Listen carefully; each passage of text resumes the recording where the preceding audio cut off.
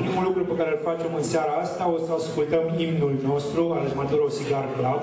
O să-l rog să hit play. Ăsta e momentul, știi, în care trebuie să așteptăm, să banda, să... Veniți dacă vreți, trebuie să facem o poză de grup. Chiar membrii clubului lângă mine să facem o poză de grup.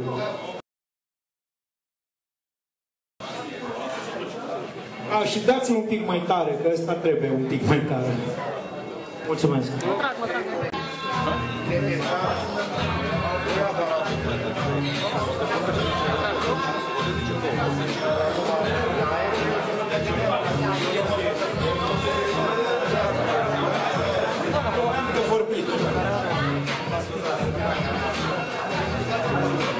Liber.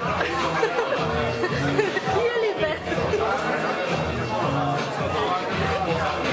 Deci nu mai mic.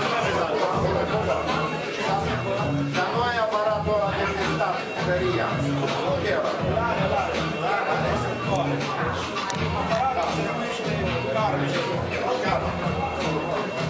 Acum o să vă spun câteva cuvinte, o să fie puține, ceea ce e ciudat pentru mine că eu vorbesc foarte mult.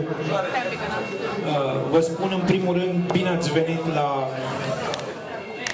venit la întâlnirea noastră. Este Viva la Revoluțion.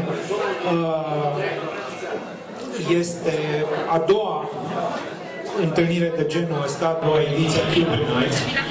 Pe calea asta țin să mulțumesc unei părți din compania Brands, partea aia care e faină, care e pe aici, mai sunt câțiva acolo la București, dar rar. Mulțumesc mult că mi-ați adus-o pe Carmen,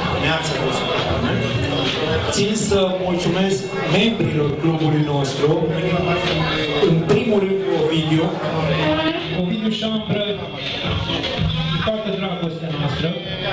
Trebuie să-i mulțumesc lui Carmen, gracias. Și acum vreau să vă spun, mi-am permis să notez câteva lucruri pe care e bine să le ținem minte. Sunt niște motive pentru care trabucurile sunt mai bune decât sex. În primul rând, putem obține trabucuri. Da, văd. Puteți fuma trabucuri în condiții de siguranță atunci când sunteți la volan. Foarte important. L-ați văzut pe băiatul ăsta cu mașinuță. Puteți face trabucurile să dureze atâta cât trebuie.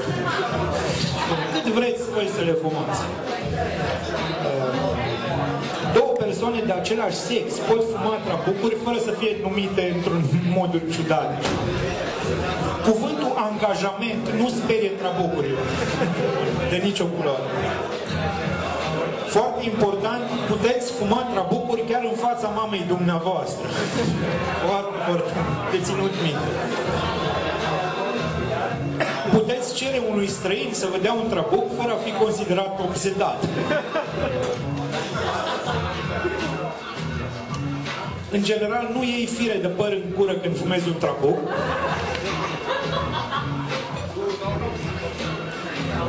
Trabucurile nu te fac părinte. Când guști un trabuc bun, nu-ți trezești vecinii, prietenii și toți vecinii. Și era o chestie aici care mi-a plăcut mie foarte, foarte mult.